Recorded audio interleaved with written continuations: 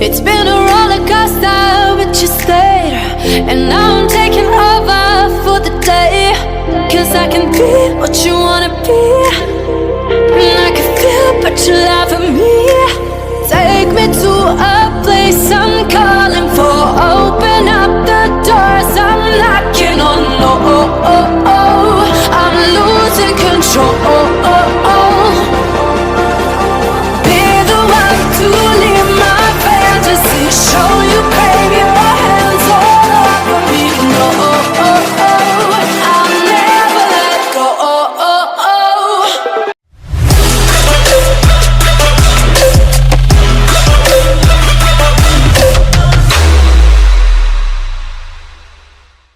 আজ শিটংয়ের তৃতীয় দিন। আজকের দিনটা শুরু করব শিব বাবার দর্শন দিয়ে, যেটা কি ওনাদেরই ঠাকুর, ওনাদেরই মন্দির, যেটা ওনারাই ভালোভাবে মেনটেন করে রেখেছেন।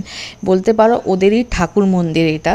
তো আমিও সেখানে গিয়ে আগে দর্শন করেছি। চারিদিকটা পাহাড়ে ঘেরা, তার মাঝে রয়েছে এই মন্দিরটি। এত শান্তিপূর্ণ, এত ভালো লাগা দেয় এই মন্দিরে গিয়ে বসলে, ভীষণই ভালো লাগবে। আর আমাদের হোমস্টেটাও ঠিক পাহাড়ের মাঝখানের মধ্যেই রয়েছে। হোমস্টের পুরো ডিটেলস আমার চ্যানেলে রয়েছে, পারলে একবার চেক করো অ্যান্ড পারলে অবশ্যই এসো, ভীষণ শান্তি পাবে। আজকের ব্রেকফাস্টটা পাহাড়ি এই উঠোনেই করলাম, লুচি আর ডিম ভাজা। অ্যান্ড তারপরে চলে গেলাম লেপচা ফলস, যেটা কি আমাদের হোমস্টে থেকে 15 থেকে 20 মিনিট হেঁটে।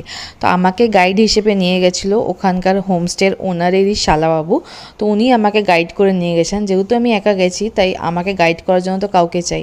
রাস্তাটা জাস্ট দেখো, জঙ্গলের মধ্যে দিয়ে যেতে হবে। এমনই একটা ভালো জায়গায় থাকছি যে চারিদিকে সবুজ আর সবুজ, ওপরে নীল আকাশ, নিচে সবুজ, এত সুন্দর রমরমে মানে পরিবেশটা। মানে আমার ওখান থেকে তো আসার কোনো রকমেরই ইচ্ছা ছিল না। তোমরা নিজেরাও চাক্ষুষ দেখো যে কতটা সুন্দর একটা জায়গা হতে পারে। কোনো রকমের কোনো মানে আওয়াজ নেই, সুন্দর পাহাড়ের মধ্যে ঝিঝি পোকার ডাক, ভীষণই ভালো লাগছিলো। তো সেটার মধ্যে থেকে হেঁটে যাচ্ছি, একটুখানি হেঁটে যেতে হবে, বিকজ 15-20 মিনিট বললাম হাঁটা। আমার স্ট্যামিনা যেহেতু কম, তাই আমি ধীরে ধীরে হেঁটে যাচ্ছি। যে আমার গাইড ছিল সে অনেকটা আগেই এগিয়ে গেছে।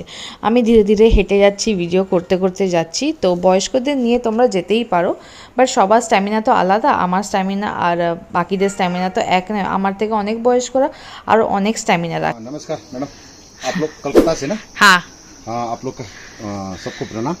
हाँ। तो हमारा कलकत्ता का मैडम है। अभी ये एंट्री गेट है, यहाँ से आप Lepcha falls more than 7-8 minute trekking है। ये गाड़ी लैंड यहाँ तक होता है। तो अभी यहाँ से आपको बस 7-8 मिनट में आप लेप्चा फॉल्स पहुँच जाएगा। फॉल्स पहुँचने से पहला 2 अच्छा ब्यूटीफुल गुफा मिलेगा। 2 गुफा क्रॉस करने के बाद आप ऊपर एकदम फॉल्स मिल जाएगा। स्टोन का पवित्र स्थान भी है।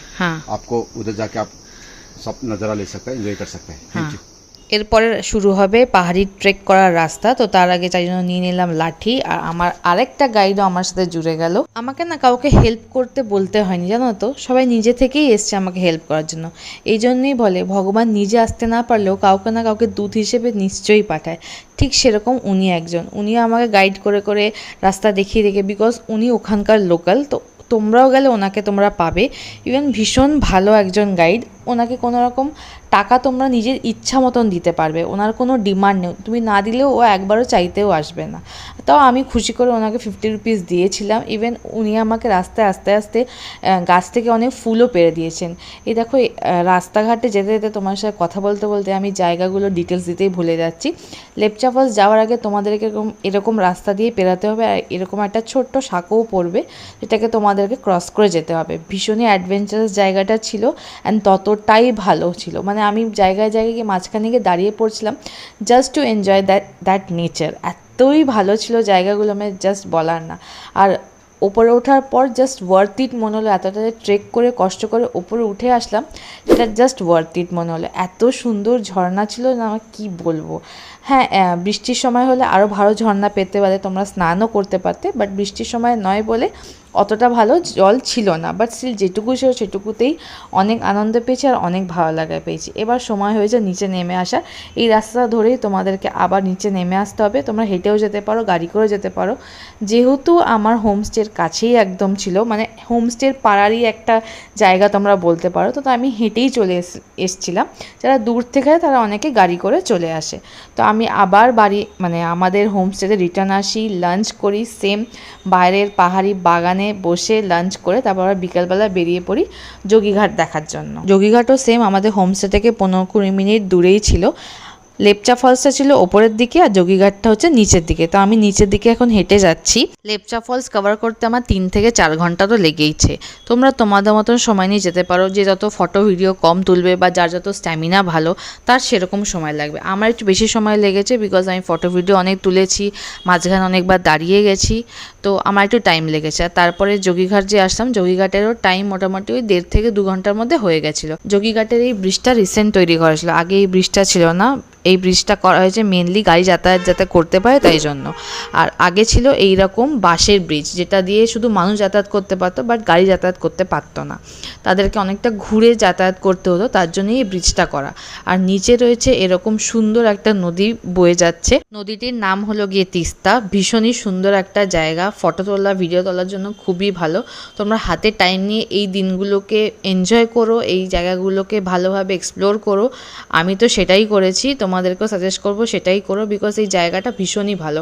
এখানে এত ভালো ভালো ফটো ভিডিও তোলা যাবে। অ্যান্ড জলের যে খুব বেশি স্রোত ছিল সেটাও নয়, আর জলটা কিন্তু খুবই ভালোই ঠান্ডা ছিল। যারা পাহাড় ভালোবাসো, যারা কোলাহল পছন্দ করো না, যারা শান্তিপূর্ণ জায়গা পছন্দ করো, তারা প্লিজ একবার এখানে এসো, অনেকটা সময় এসে বসে কাটিও। ভীষণ ভালো লাগবে, ভীষণ আনন্দ দেবে, মনে হবে এর মতন শান্তিপূর্ণ জায়গা মনে হয় আর কোথাওই নেই।